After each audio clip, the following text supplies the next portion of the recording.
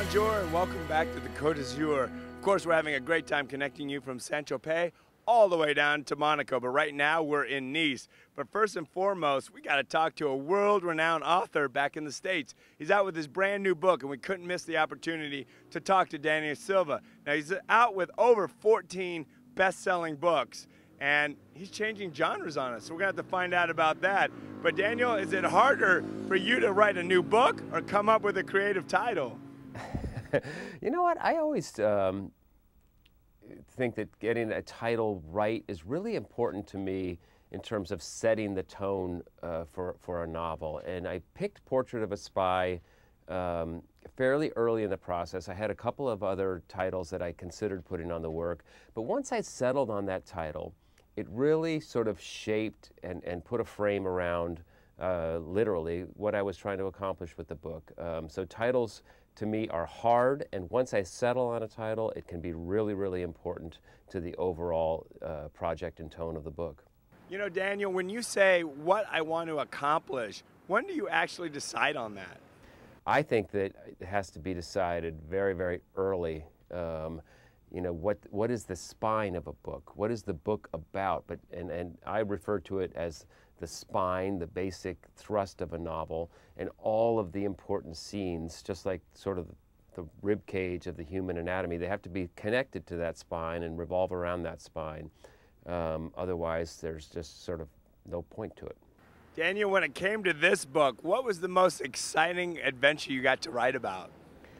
The most exciting adventure of this book is the climax of the novel that takes place, sort of starts in Dubai and ends in what is known as the empty quarter of Saudi Arabia. And I picked that location and that name, that phrase, the empty quarter, for a very specific reason. It carries a lot of symbolic weight about the story and what I hope becomes of this thing that we call the global jihadist movement. I hope we are entering a period where violent extremist Islam ends up dead and buried in the empty quarter.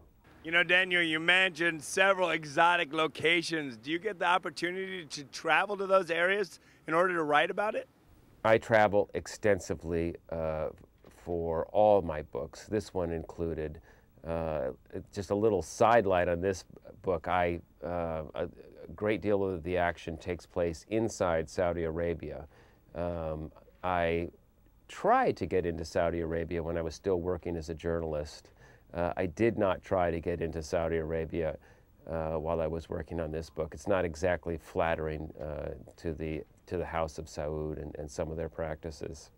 Daniel, I'm just curious. I know your wife works as a journalist and a correspondent with the Today Show. I'm just curious, has she given you the hardest interview you've ever had in your life? I've never, ever sat for an interview with my wife. We have considered doing some sort of staged interviews for charity and things like that, and even that gives me the cause for concern. She's a great interviewer. But I would not want her boring down on me on camera. I get enough of that at home. I don't need to sit in front of a camera for that. I love it. But can she see the twinkle in your eye when you come up with that next book idea? Right, and then she knows to batten down the hatches, because that's when, you know, when I'm writing a book, I have to work 7 days a week. Days off and holidays for me are really traumatic. Thanksgiving is a nightmare. Christmas is really tough because, you know, this is in the middle of my writing year and I'm on deadline. And I actually feel sorry for anyone that has to live with a writer who is working on a book, because it's all consuming. Orwell called it sort of a prolonged illness, and it really does feel that way sometimes.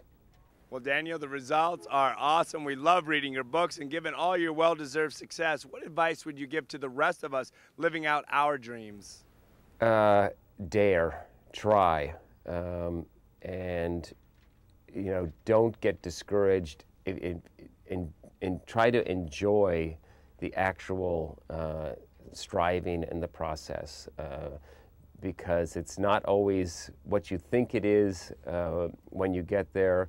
So, you know, don't think of that, if you're working on your first novel, for example, enjoy that first novel and that writing process for the first time, because it'll never come again.